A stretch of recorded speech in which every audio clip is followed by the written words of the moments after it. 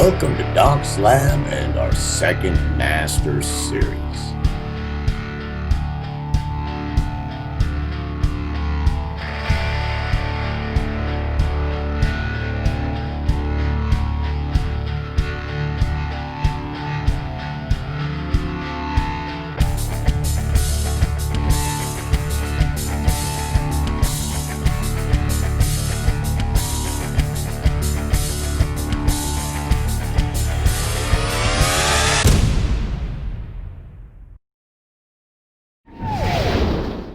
Welcome to Friday night's video and our second Master Series.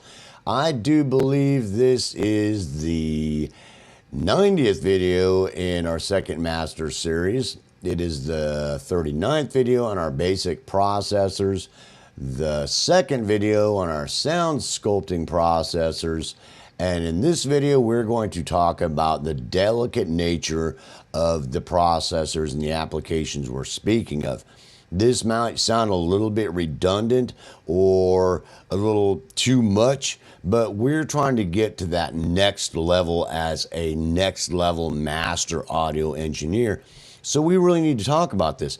The understanding of what we're trying to do and the processors that we're using is normally a reverse process. Most good engineers are trying to get rid of stuff that we're talking about applying to enhance our work that we're doing. So we have to really understand that this is master audio engineer work. And when I say master audio engineer work, this is work that you really are going to have to work on. You are going to really have to spend time utilizing these things. Sometimes it doesn't take much. It's like a little teeny pinch of salt in a pot of soup that changes it. Does that make sense? That on one track that it may not make sometimes it may not seem like it's making a world of difference, but over a whole mix it may. And sometimes it's a reverse of that it's something out front that you are just doing seriously fine detail work to make it as good as possible, using every tool that is available to you to become that next level master audio engineer. So some of you may not be trying to become that level. And to those of you that are, that there's a learning factor here.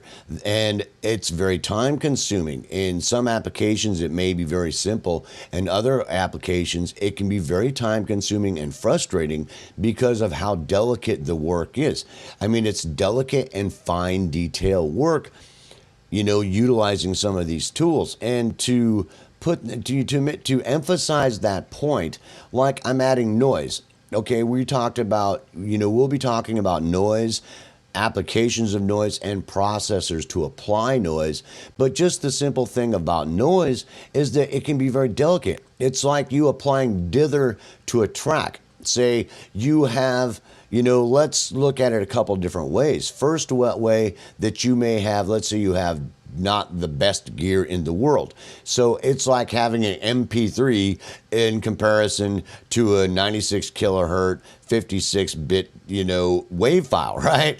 That there's a little bit of difference in the quality, right? And so you're applying dither trying to accomplish something to make it sound better because of the lacking of quality. That's kind of a rough comparison, but it's not that far off, that you are trying to use noise to make your equipment sound better. That is one application. And it can be very light. You look at this noise file, I've got it up to, it's showing about 0 dB over here if I put it on. But when I'm applying it, that you hardly even see it. I might bring it down this far, and then I might command bounce that, and I might bring it down to where you can't even see that there's noise on there. But that's all I need to get done what I'm trying to do. I'm trying to fix issues on the microphone, add analog warmth, do a little bit of sculpting to just bring in a little bit of low-end noise that has a different effect than adding EQ, but it's very delicate, fine detail work sometimes. So you really have to keep that into consideration, that when you're going about this, applying this, whether it's noise, saturation, distortion, harmonic content, sometimes the work can be very fine detail and very subtle. Because even if I pull out my Trash 2, people go, it's one of your favorite plugins. Well, Melodyne's working on some stuff, and there's some other people that are working on stuff that are doing things. But this plugin, whether or not I'm adding, full spec, if I pull out my presets thing here and I go, okay, well, I've set up presets to add square clipping, full spectrum saturation, odd harmonics or even odd harmonics, or odd and even harmonics. And I've got a couple extra ones that are some really wild, aggressive distortion that have uses some wild synth paths that I just want to growl, dude. Just mangling it does what it needs to do for it to apply in various amounts to make it get that growl. But sometimes it's very fine detail work to where, like I'm on a Wet and Dry as an example, that it's down here and it's like, well, you don't even have it on there. It's like, how you got like 1/1000th of a percentage of one on there. Yep, that's how much it needed. And yeah, now it's starting to come together, as I'm adding a little bit of this in there, which sounds funny, but this takes a lot of work of my acute listening, using my headphones and really immersing myself in it. And sometimes that can be frustrating because you get tired of listening to it and you got to walk away sometimes and come back and listen to it, get some fresh ears, and really it's one of those things that, you're really into it, or it's just fine detail work you have to do, and you are just that consummate artist that is just trying to get those super little teeny fine details to make all the difference in the world, where maybe some people don't notice a bunch, some people in the middle notice it a little bit more, some people that are audiophiles or master audio engineers will go, dang, bro, does that make sense? And you yourself are like, oh yeah, dude.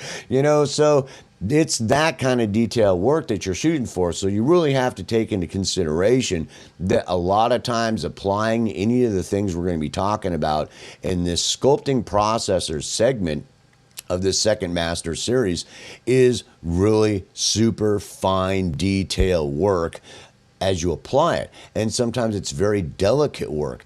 It really sometimes takes your acute listening. And we'll talk about other issues that happen during the process of applying these things in some coming videos. But it's something you really need to get in your head. Because if you really are sitting there and you're not trying to become that next level master audio engineer, and you're thinking, I'll just add a little bit of noise, a little bit of saturation, a little bit of distortion, and it's no big deal. And it is, because if you don't look at it like it is, you're probably not going to come, you're probably wasting your time, to where you could really add a little bit of saturation or noise across your whole mix and would probably get done what you're trying to do, rather than spend all the time on the individual tracks and then go do all the things we're getting ready to talk about. You may not be trying to get to that level or as concerned about what you're trying to do, or you might be working in genres that the sound that you're looking for doesn't need that detailed work, because you want it kind of rough, and it doesn't need that kind of detailed work because it sounded like it was recorded in the basement with the Beatles in 1912. Does that make sense? With Thomas Edison, that's the sound you're looking for. Does that make sense? It's really retro, bro, and you really do not need to spend the time trying to sculpt that sound that much. Does that make sense? So those of you in there that are at that lower end or somewhere in the middle or really trying to get fine detail, you really need to see where you're at.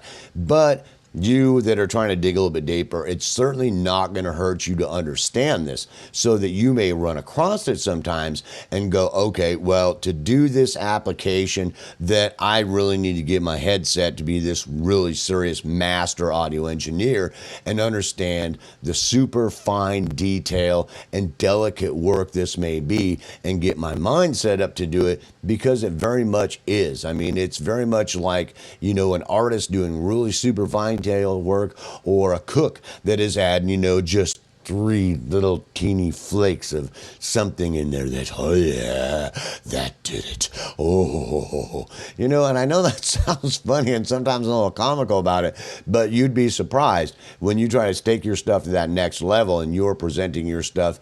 You're trying to be that next level engineer, and who you're presenting that to that are going to notice that you fine-tuning your abilities of listening for it, of being able to address it, being able to apply it and understand that's what you're doing.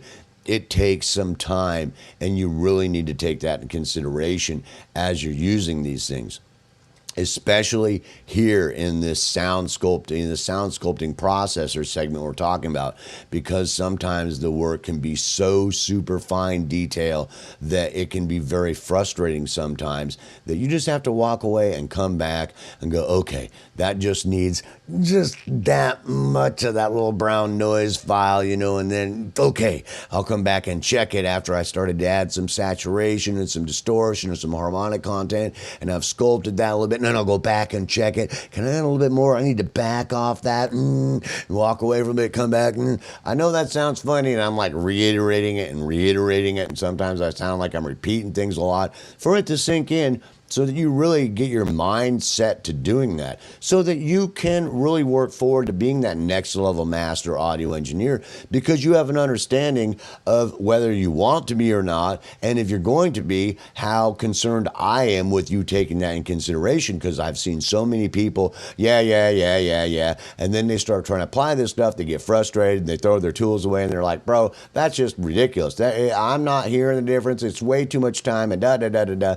Which means they're not really trying to do that. And sometimes you might not be that type of engineer most of the time, or your needs don't need that, but sometimes it might come up to where you really need to compensate for lack in equipment, or you might really need to really polish up this singer or this oboe or this drum that's this solo section to really make it work with this jazz production, you know, and you understanding that it's a possibility is going to make you a better engineer no matter which level you're really shooting for. So I hope that made sense, and I hope I made that really clear so that you understand that this is really master audio engineer work we're going to be talking about, and the applications and the processors using them. It can be very delicate and fine detail work that is going to take a lot of focus,